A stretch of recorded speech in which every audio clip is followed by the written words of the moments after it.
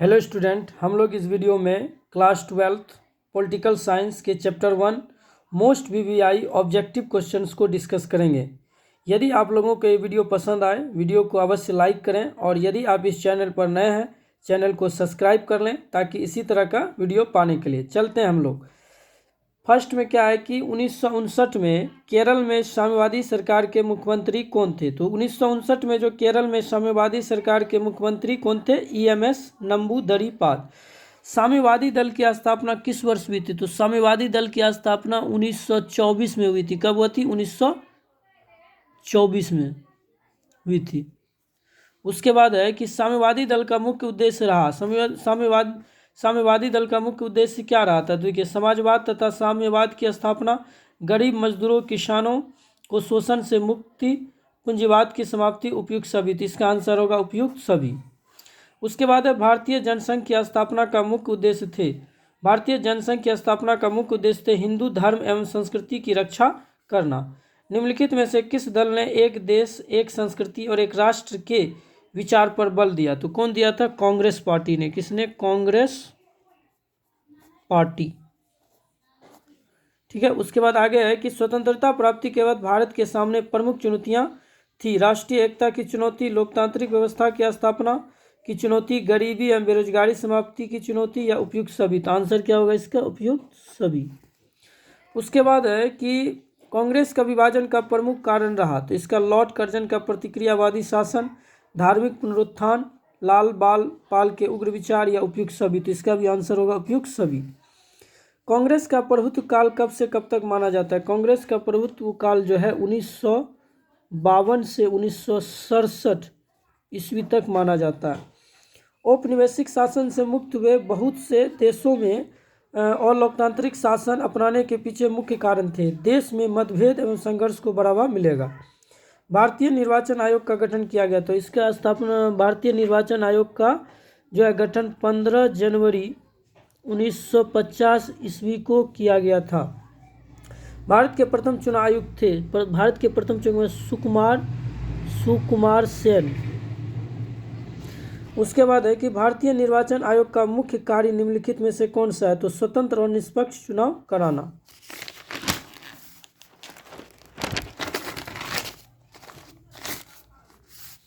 देखिए, इसमें क्या है 13 नंबर में कि भारत के राष्ट्रपति की स्थिति तुलनात्मक दृष्टि से निम्नलिखित में से किसके समान है? तो भारत के राष्ट्रपति की जो स्थिति है तुलनात्मक दृष्टि से ये जो है ये ब्रिटिश महारानी के बराबर है। उसके बाद है कि ऑन लिबर्टी शीर्षक पुस्तक के लेखक कौन? On Liberty J S. मिल। कौन लिखा है? जे.एस. मिल। उसके बाद है कि निम्नलिखित में से कौन एक राज्य का तत्व नहीं है? तो कौन नहीं है? तो राजनीतिक दल। उसके बाद है भारत के पहले कानून मंत्री कौन थे? तो भारत के पहले कानून मंत्री थे डॉक्टर भीमराव अंबेडकर। भीमराव अंबेडकर। 1977 में भारतीय जनसंघ का विलय किस पार्टी में हुआ? 1977 में भारतीय जनसंघ का विलय जो है वो किस पार्टी में हुआ?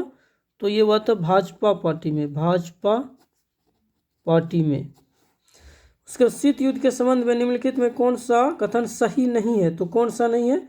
यह सोवियत संघ और संयुक्त राज्य अमेरिका के बीच एक प्रतियोगिता थी। ये सही है। यह महाशक्तियों के बीच विचारधारा की लड़ाई थी। ये भी सही है। इसने हथियारों के दौर की शुरुआत की थी। ये भी सही है। लेकिन ये देखिए, सोवियत संघ और अमेरिका सीधे सीधे युद्ध नहीं, सीधे तो नहीं था, इसलिए ऑप्शन डी होगा।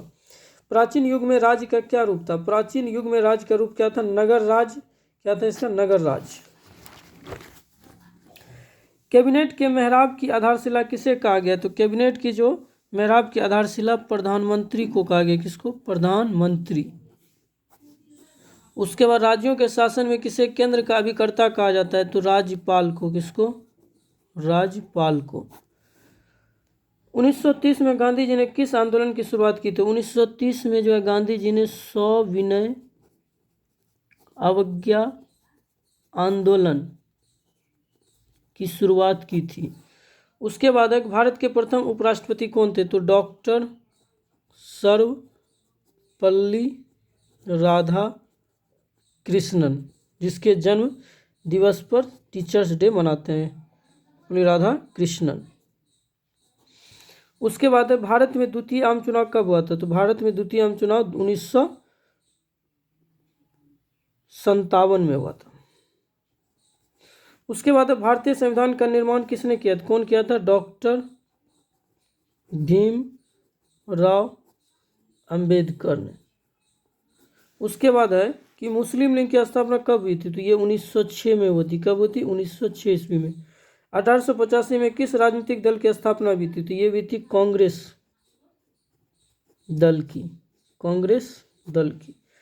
पहली लोकसभा में निर्वाचित सदस्यों की संख्या कितनी थी? 489। कितनी थी? 489। भारतीय राष्ट्रीय कांग्रेस पार्टी की स्थापना हुई थी कब की थी? 1885 ईस्वी में थी। कौन किया था? एवं ह्यूम। 1885 ईस्वी में।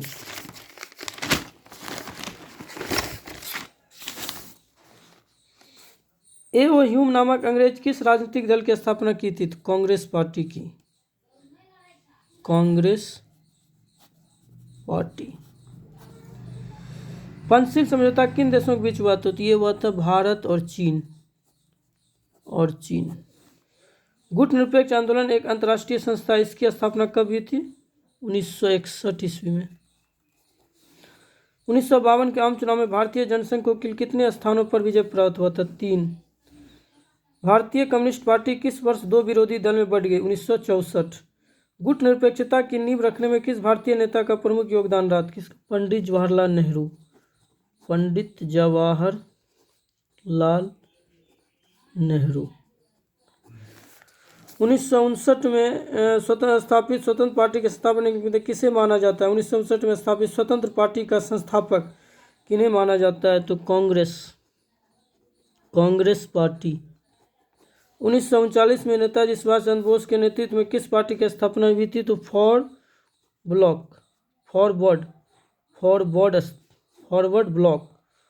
ब्लॉक की स्थापना। उसके बाद 1937 में डॉक्टर भीमराव अंबेडकर ने किस पार्टी की स्थापना? Republican party. समाजवादी पार्टी की स्थापना हुई थी 1948 ईस्वी में। गुट निरपेक्षता का अर्थ है विश्व के किसी भी गुट में शामिल नहीं होना। भारत के द्वितीय आम चुनाव में किस राज्य से कांग्रेस पार्टी को पराजित होना पड़ा और वहां साम्यवादियों की सरकार बनी? तो आंसर केरल। स्वतंत्रता के बाद विभिन्न रियासतों को भारतीय संघ में जोड़ने में किस भारतीय नेता का प्रमुख योगदान रहा? सरदार वल्लभ भाई पटेल। स्वतंत्र भारत की प्रथम सरकार में गृहमंत्री, सबसे पहले गृहमंत्री कौन थे? स्वतंत्र भारत की प्रथम सरकार में गृहमंत्री कौन थे? तो वही थे सरदार वल्लभ भाई पटेल। आप लोगों को वीडियो पसंद आया हो तो वीडियो को अवश्य लाइक करें और यदि आप इस चैनल पर नए हैं चैनल को सब्सक्राइब कर लें ताकि इसी तरह का वीडियो पाने के लिए। Thank you very much. मिलते हैं नेक्स्ट वीडियो में। जय हिंद, जय भारत।